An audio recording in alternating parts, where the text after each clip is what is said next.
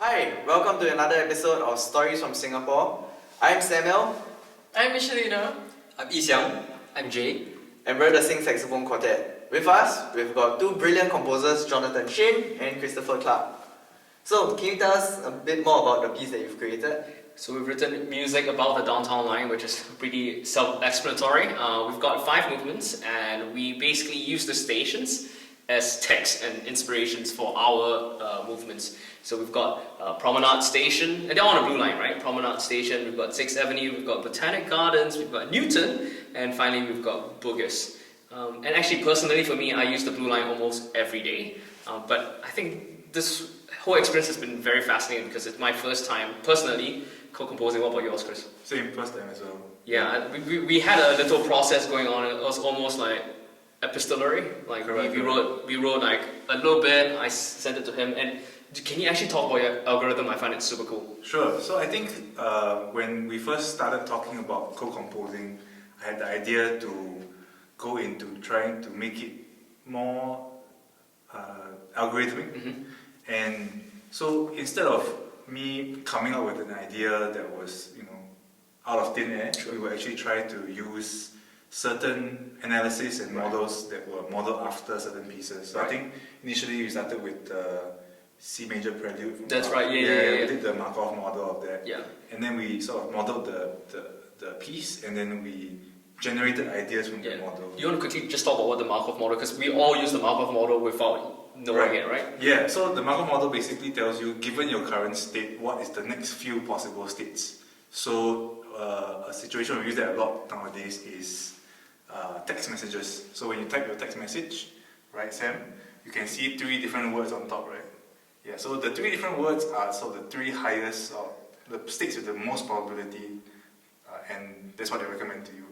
So given your current state, what's the next few states? So that happens from modeling, dice rolling, or stuff like that. Yeah. And applied to our piece, basically I wrote some some of the harmonies that I liked, sent it off to Chris, and Chris used the algorithm, the Markov algorithm, and you generated more material, and then from then on we started sort of hewing and sort of chiseling at it and carving out sort of what we both love, I guess. Would you say that? Yeah, I think it was more sort of like getting a big block of something and then sort of carving it down to shape afterwards. Yeah.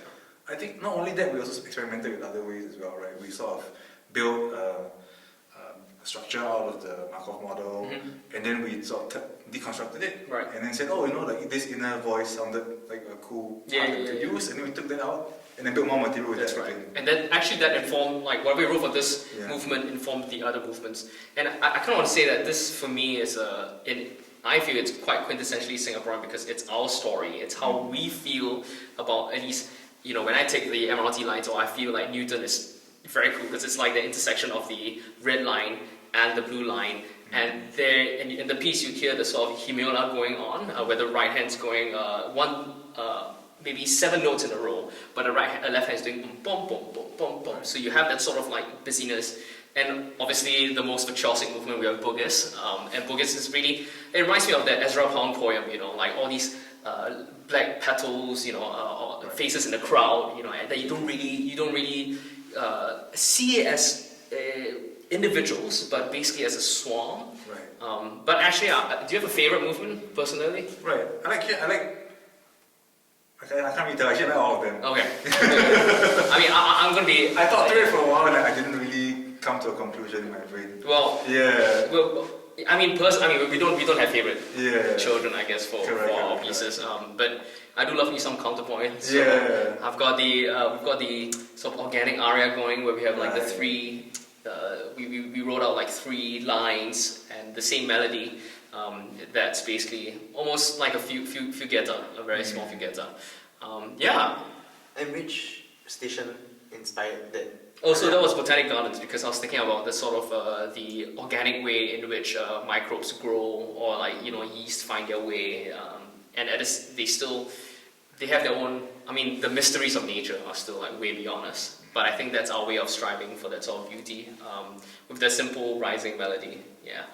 What was it like for your saxophonist playing with a piano for this one? That was great, but hold on, we've still got two more movements to talk about, Pavan and the Promenade. Right. Do you want to explain a bit more about? Yeah, well, the Pavan, I remember very clearly that I think we wrote it at the Temasek Shop House. That was the first one that we started with, Temasek Shop House. Definitely must go visit. Again, that's the cold Singaporeanness, right? We are in the middle of town, and we're feeling all these, like, for me especially, the way it's the glass, steel, and metal interact with, the angular lines of glass and steel, and how we organize ourselves against nature, against this sort greenery of and greenery, But we try to conquer it, but we actually will keep losing. But sometimes, we do have firm control, and for me, that's what, the saxophones, when it starts, they have a very beautiful line, and I've got these glassy chords coming down, and you know what? You generated most of them, so it's like. It's just about putting out where the intervals go, And sort of shaping it as one idea, right? Exactly. Yeah, I think it was really cool because that day was sort of the first time in the while I tried to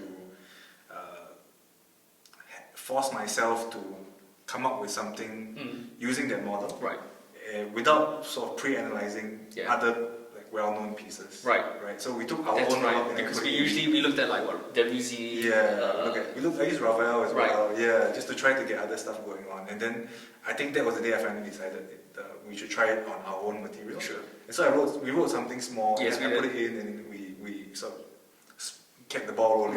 Yeah. And I mean, you should have seen he's like coding. He basically looks like a tech bro. He's like sitting there coding, and I'm like, huh? Here are like 5 tadpoles that I wrote for you.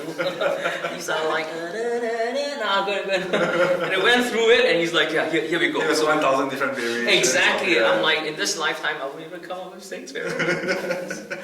But the last one is Promenade, right? Which is a completely a cappella thing. I think for that, what I was trying to achieve was like a sort of morass, this sort of texture that's flowing.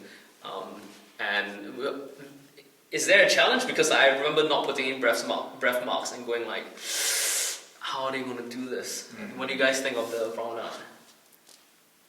Yes, that's Don't fine. answer at once. Don't rush. Don't answer at once. Yeah, I found the textures to be just so beautiful in this like pianissimo kind of layers. And you hear the different voices just, pop up, every so now and then, and it's beautiful.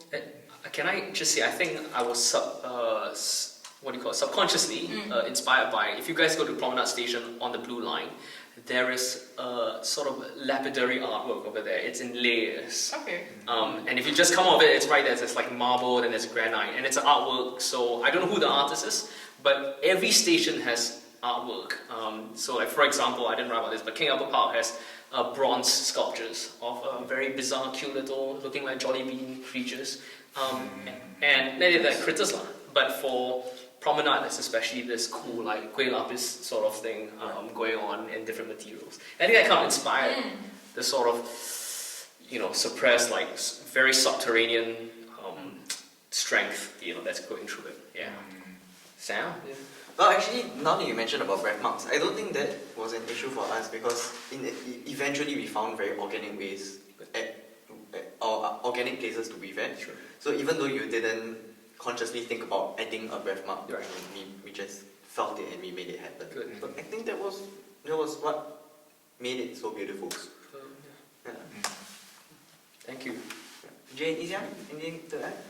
Those are textures. I think in this composition, the Promenade, right, you really played with the layers and textures. And then when we got to the intense part, then like we could really let loose, and then it goes all the way back down to nothing again towards the end. Lovely. Well, you guys are sounding really awesome, so I'm really looking forward to working with this with you guys.